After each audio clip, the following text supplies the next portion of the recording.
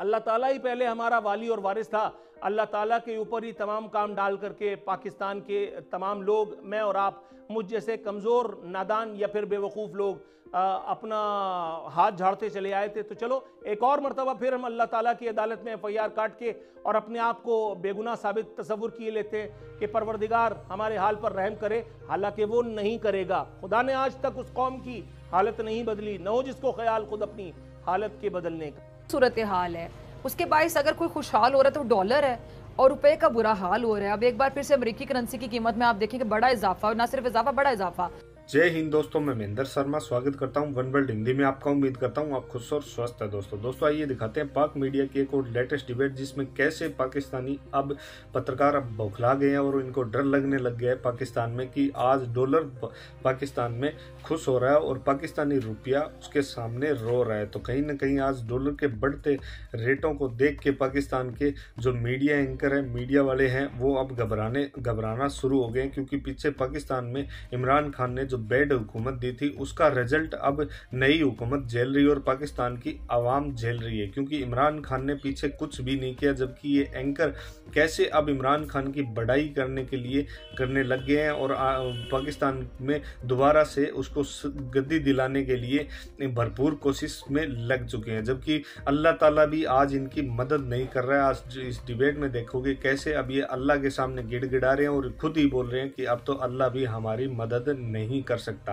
तो दोस्तों देखिए डिबेट और कमेंट में अपनी प्रतिक्रिया जरूर दें। लास्ट में आपसे रिक्वेस्ट करूंगा, चैनल पर नए हैं तो चैनल को सबसे पहले सब्सक्राइब करें, लाइक शेयर कमेंट जरूर करें। दोस्तों जय हिंद, वंदे मातरम, भारत माता की जय। दोस्तों कीमतों ने आम आदमी को जितना तंग किया है, वो तफक्कुरात और वो तवहमात जो आदमी के दिमाग में सवार है, वो आपको वाज़ेह हर चेहरे पर नजर आएंगे। वो लोग जो अवामी मसीहाई के दावेदार थे, जिन्होंने ये कहा कि इमरान खान ने पुअर गवर्नेंस के रिकॉर्ड्स तोड़ दिए हैं और दर हकीकत हमारे पास वसी तजुर्बा है, उनका तजुर्बा अब लोगों की जिंदगियां, उनके घरों को बर्बादी से बचाने के लिए कम पड़ रहा है। ये खबर जान करके मुझे कोई हैरत नहीं हुई कि मुकद्दस और आज़ाद और इसके अलावा जितने भी ज़रूरी इन्वर्टेड कॉमास में इदारे हैं, उनके चाचे मामों के फ्यूल को 60% ख़त्म तो ज़रूर किया गया है, लेकिन ट्रस्ट मी 40% फ्यूल भी आम आदमी के पेट पर लात मारने से ज्यादा है। मुतरादिफ नहीं कहता, लात मारने से ज्यादा है। ये 40% फ्यूल खत्म करके अवाम को एक मैसेज क्लियर दिया जा सकता था कि हम भी अवाम के गम में बराबर के शरीक हैं, हालांकि नहीं है। अवाम को अपनी तरजीहात का वाज़े तौर पर बताया जा सकता था कि हमने भी आपसे अगर कुर्बानी मांगी है तो हम भी कुछ न कुछ कॉम्प्रोमाइज करके, कुछ न कुछ सेक्रीफाइस करके अर्ज़ पाकिस्तान के लिए और जमहूर के लिए कुछ न कुछ कुर्बानियां देने का अज़्म रखते हैं। लेकिन वो कुर्बानी क्या दी गई है? शहबाज शरीफ PM वजीर आजम पाकिस्तान के सिक्योरिटी स्क्वाड में प्रोटोकॉल में 50% कमी।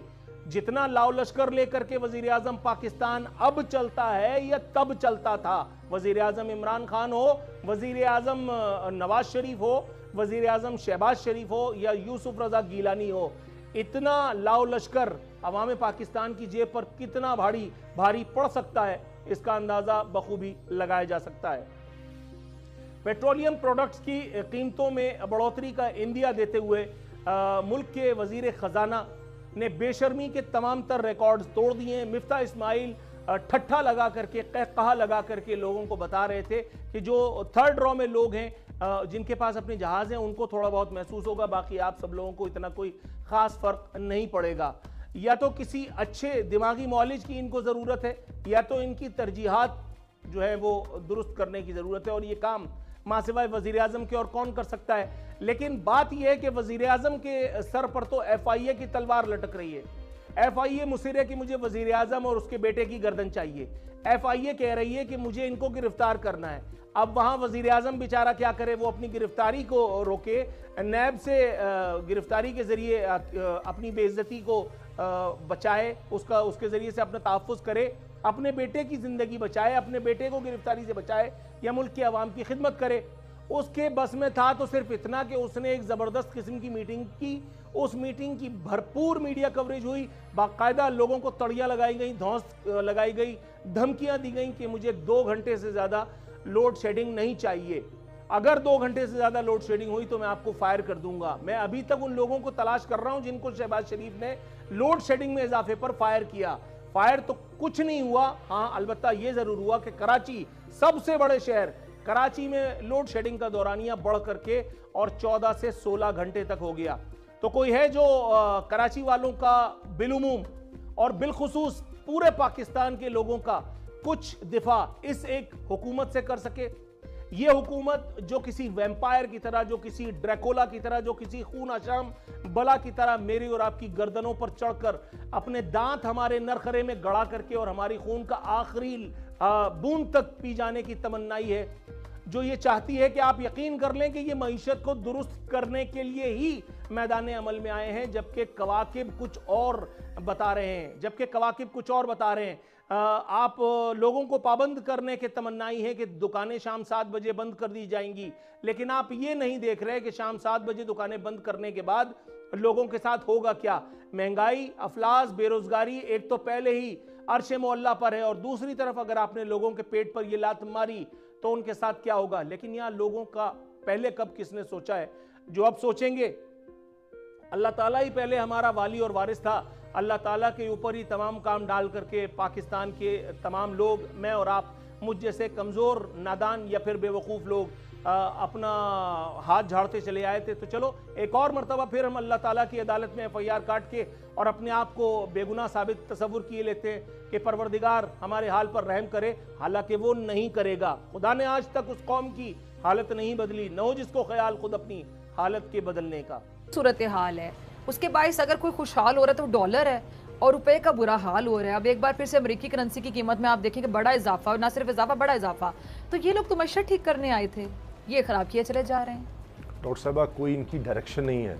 सारा इनका पैसा, सारा फोकस इस पर है कि अपने किस तरह से केसेस से हमने निकलना है और किस तरह से हमने वजारतों में बंदर बांट करनी है, अपना किस तरह से हमने कारोबार चमकाना है और अपने केसेस साथ खत्म किस तरह से करने हैं। अवाम का कोई ख्याल नहीं है। अवाम का अगर इनको ख्याल होता तो आप देखेंगे आते ही कोई ना कोई ये कहते हैं जनाब ये इकोनॉमिक हमारा पैकेज है, इस तरह से मुल्क को लेकर चलेंगे। आते किया क्या इन्होंने? सबसे पहले जनाब नैब को खत्म करो, सबसे पहले ये कि जनाब ये इस्लाहात के नाम पर, हाँ जी, के ओवरसीज का वोट खत्म करो ताकि अगला इलेक्शन जो है हम क्लियर कर सकें।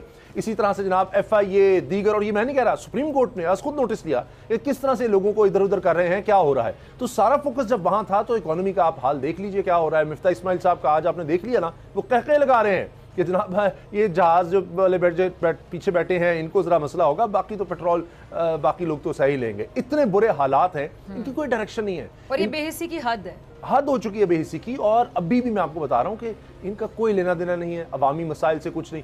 उनका ये ख्याल है कि हम वही चंद अरब रुपया, इनके लिए चंद अरब सरकारी खजाने से देना है, ज़ात से थोड़ी देना है, वो हम मीडिया पर लगा देंगे, वहां इश्तिहारात दे देंगे और सब अच्छा हो जाएगा। आप देखिए ना किस तरह से चीज़ों को बदला गया कि महंगाई को अब नाम दिया गया मुश्किल फैसले।